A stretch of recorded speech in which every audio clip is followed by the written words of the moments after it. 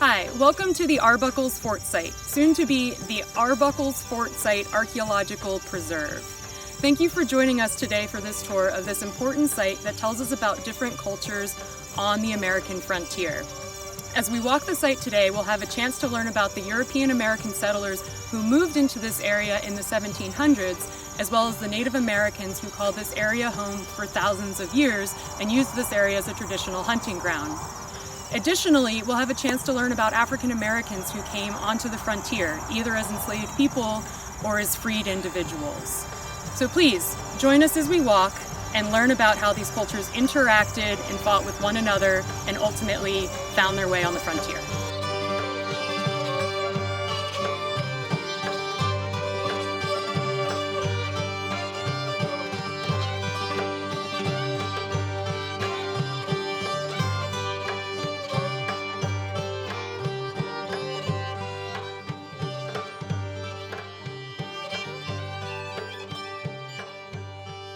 So Arbuckle's Fort was a stockaded military enclosure built in 1774 by the local militia of Greenbrier County under the direction of Captain Matthew Arbuckle.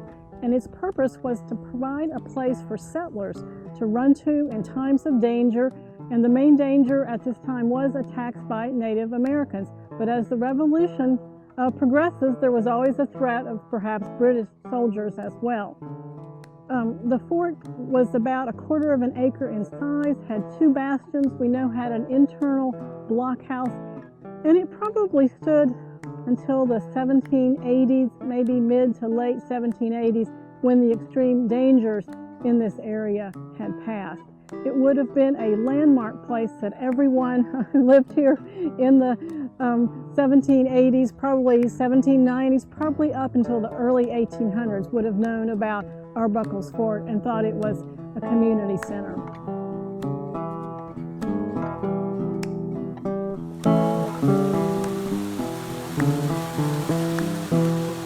Well, this is Mill Creek behind me, which we think would have been the important water source for the fort occupants and later become so important in the milling industry.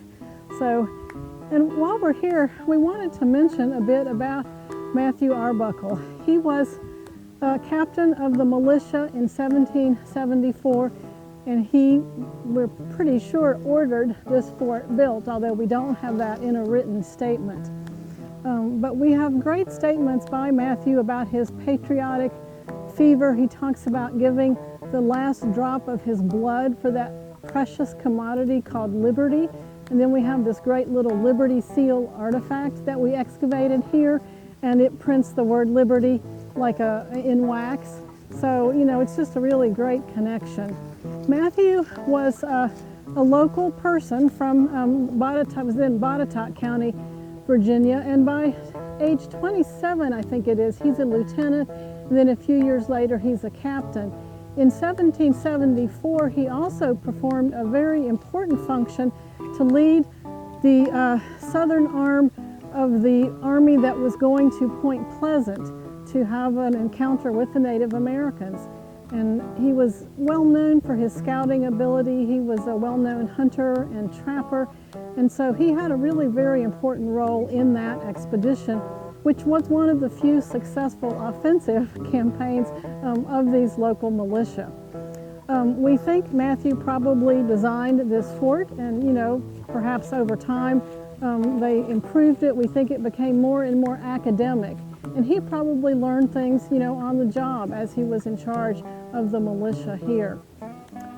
He was one of the first settlers of Louisburg, West Virginia, after the American Revolution. And then tragically, he was, in his role as a civic leader, he was helping lay out a road between Louisburg and Warm Springs, Virginia. Everything was in Virginia then.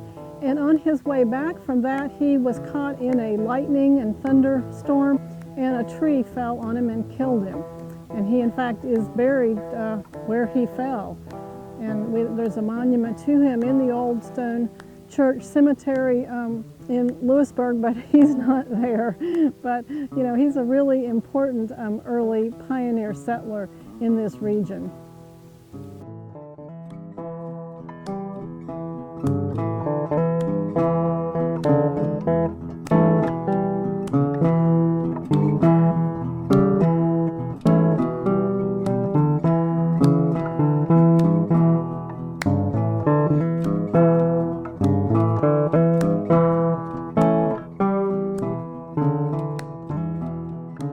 Hello, we're here at the site of Arbuckle's Fort in Greenbrier County, right in front of the blockhouse location, and we're going to walk around the fort a little bit. It was the main Revolutionary War era fort was a moderate-sized two-bastion fort with 4 sides about 110 feet each. We think earlier it was smaller. We found 2 what we used to call the internal stockades that ended up with the blockhouse. But now with the analysis of the distribution of bullets and gun flints, we really think now that that was an earlier fort built in 1774, and then sometime in 1776 or 77 they expanded the fort to the 2-bastion 110 feet on a side fort. So it's a little hard to see the fort now because it's been a good while since we excavated it, but I'll walk along some of the stockade line here. There's still a little bit of a depression.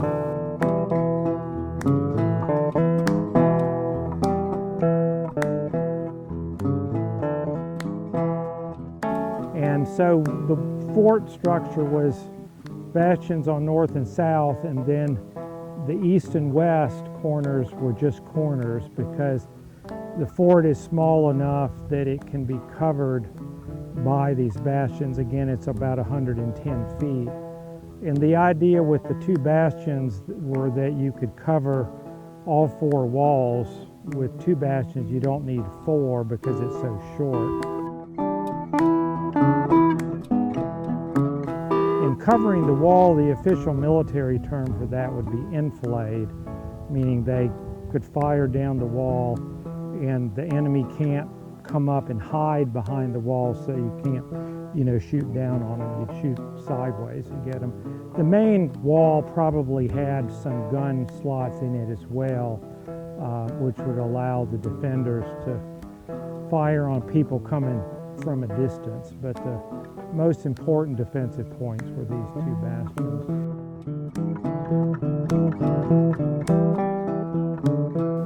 And the gate was right here, one of 2 gates, and this was the smaller gate that was really just wide enough for 1 person walking.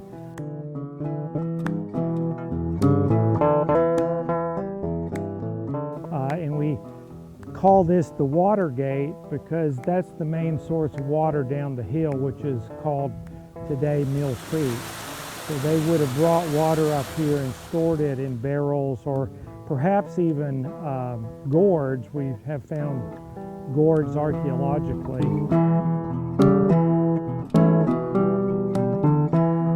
The artifacts on the whole site are fascinating, and their distribution has really helped us understand a cooking area over that way, a blacksmithing and forge area that way. So, all really very interesting, and lots more research potential because we've only excavated a small portion of the site.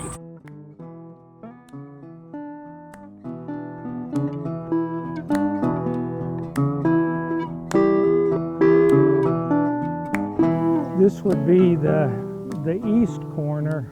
The fort was oriented, if you drew on cardinal directions, if you drew a line between the 2 bastions, it would be due north. So the 2 corners were east and west, and then the blockhouse was there. And up a little bit north of me, we also found evidence of another structure. There was a large cellar there that had been filled with refuse that undoubtedly had a building on top of it. We're excavating a test unit here at Arbuckle's Fort to expose and understand a feature that we uncovered in an exploratory trench. We were hoping in this unit to delineate edges of the feature which we have right here, as well as right here. So we've got two edges of it. It's a dark soil in the feature. There's also some evidence of burning. We're hoping there's some artifacts in there as well. And then the northern end of the feature has more light soil, what we call modeling, spotting, and we're not sure if that's really still the feature, it's just more of a mixed fill, or if that's kind of a transitional edge to it. So we'll have to excavate into the feature to determine that, but we think the feature, given its fairly regular shape, is probably a little root cellar, something like that, that was backfilled with soil and perhaps some refuse as well. To the left of that, which Kim mentioned, was what we think was an outdoor cooking area. There was a lot of evidence of burning and also a lot of cast iron kettle and oven fragments.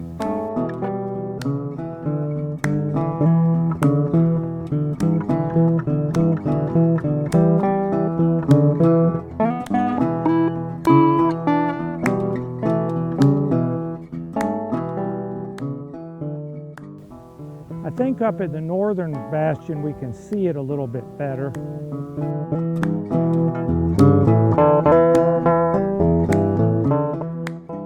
Even though it's been a number of years since we've excavated this feature, which is the northern bastion, you can still see it because of settling after we exposed the stockade line here.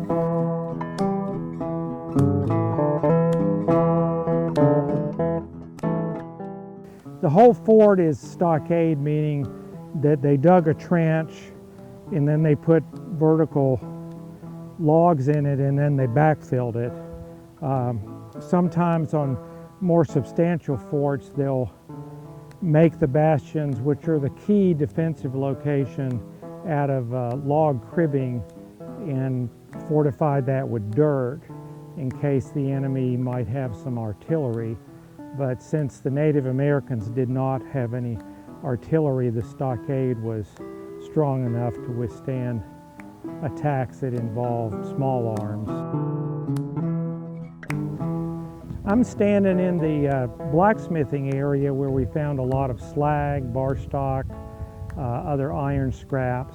A few brass scraps too. It looked like they did maybe done some brazing on broken pieces.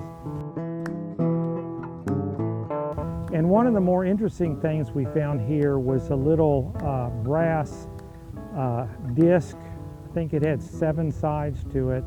It may have originally been part of a harness rivet, but it had an X carved in it by someone. And looking at the literature, it's very possible or even probable that this is an amulet, an African American amulet, that was basically used to ward off evil spirits or give you good luck. These X's have been found on a lot of artifacts in the South, including pottery and marbles and spoon bowls and buttons, typically things that are circular. It's also interesting that we found this in the blacksmithing area because blacksmithing was a special occupation, almost kind of a magical occupation, that people that, and actually iron forging creation started in West Africa, and people that could work in iron were given a special status, almost like a priestly status.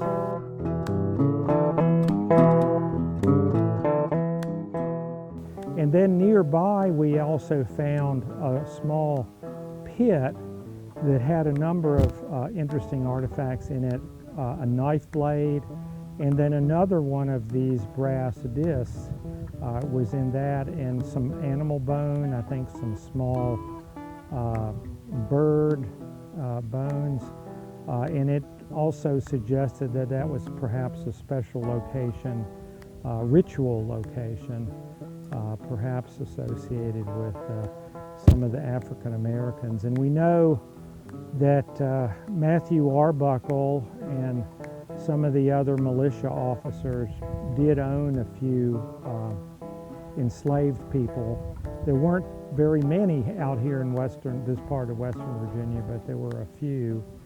There were also a few freed African Americans as well that we know of in the area. So it's possible that we have evidence here of Euro-American occupation, African American, and earlier Native American.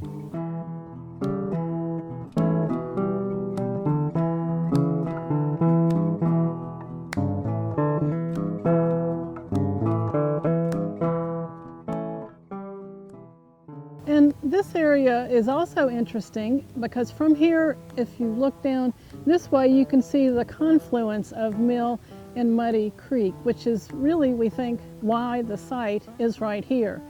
Muddy Creek was a major transportation route for the early settlers, but also for the Native Americans. And we think that these fort sites were often positioned in a place where they could watch for any traffic of Native Americans, so being right alongside a major trail makes a lot of sense.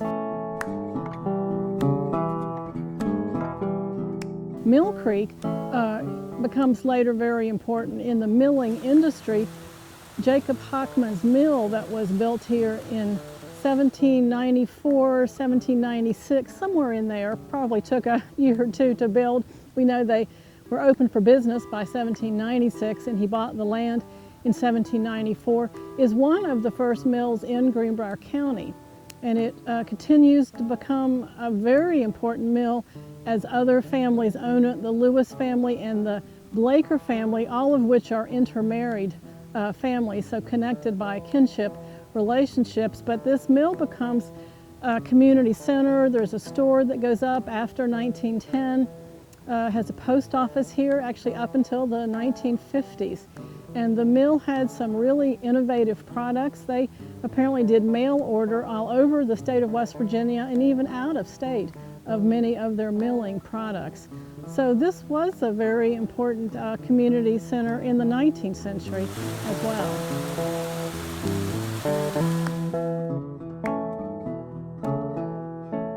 Well, the log cabin that you see behind me is the Lewis family cabin. And from oral tradition that was recorded by the Lewis family, we know this was moved here about 1850. But the folks who at that time owned this property and were running the mill were married into the Lewis family. So it was a family property.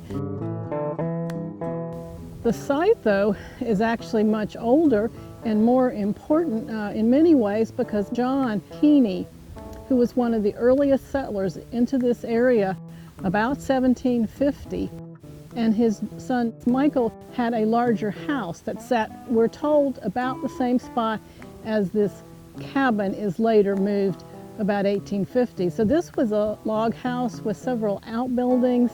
The roads were different then. They were right beside an old wooden bridge that crossed Muddy Creek.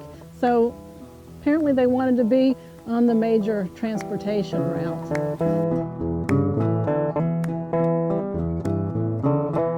So this cabin has seen some wear and tear. It's been used as a garage and for storage and other things.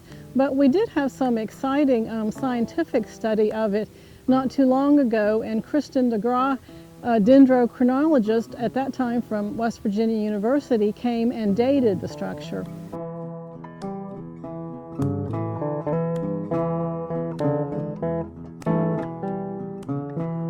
And the logs appear to have been cut at different times, but the last one cut was about 1830. So that's when we think the cabin was built, probably further down the road on the Lewis land, and then moved here in 1850.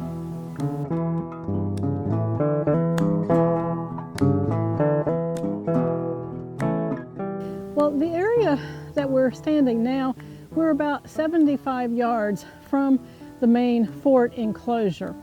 But as we did archaeological survey, trying to find indications of other activity areas outside of the fort, we noticed that the prehistoric occupation got a little denser as we left the fort and moved down to this area.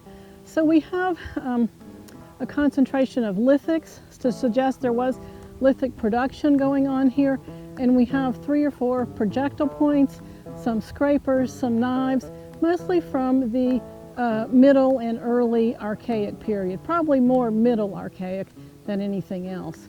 Almost all the fort sites that we work on have a Native American component, and that's great, and they almost all have an Archaic component. So those Archaic folks were, you know, they just covered a lot of ground.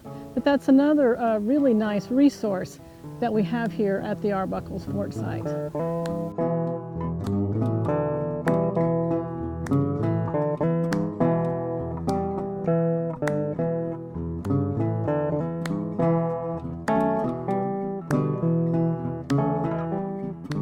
These forts were very important in the Revolutionary era, Lord Dunmore's War also, but particularly in the Revolutionary era because they allowed the settlers to maintain, I guess you'd call it, the frontier line. The strategy from the British side, which were mostly stationed at Detroit, and the Native Americans was to periodically raid these areas and hopefully cause enough casualties or enough terror that the people would leave, and then the frontier would be moved to the Shenandoah Valley. And obviously from the American government side, they tried to prevent that, and the Virginia government side. So people built these forts as places of refuge and places to garrison the county militia.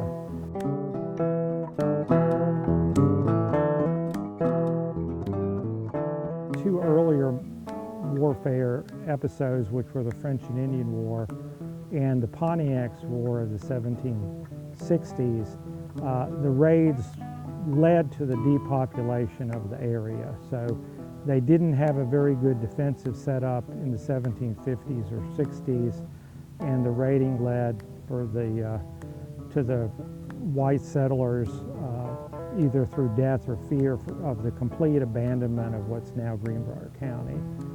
They came back in the late 60s after the treaties of Fort Stanwix and with the Iroquois and hard labor with the Cherokee.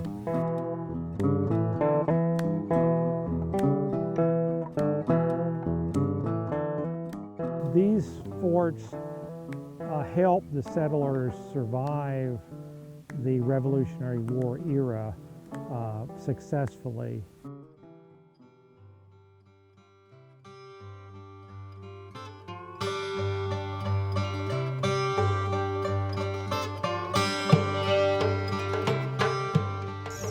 We're really fortunate that sites like Arbuckle's Fort still exist. It was virtually untouched after the late 1700s, which is rarely the case for fort sites like this. Oftentimes, they are in a great location, so they were built on top of or incorporated into other structures. This site, as we know from the archaeology by Doctors Kim and Stephen McBride, is fairly intact, and it was them who alerted the Archaeological Conservancy about the importance of preserving this site several years ago. At the time, we were looking at the property and trying to make a deal work with the landowner, but unfortunately weren't able to raise the funds for acquisition.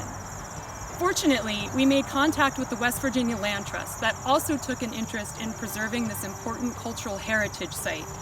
After some talks, we came to an agreement where we determined that we could co-own the site, manage it, and ultimately preserve it as a permanent archaeological research preserve.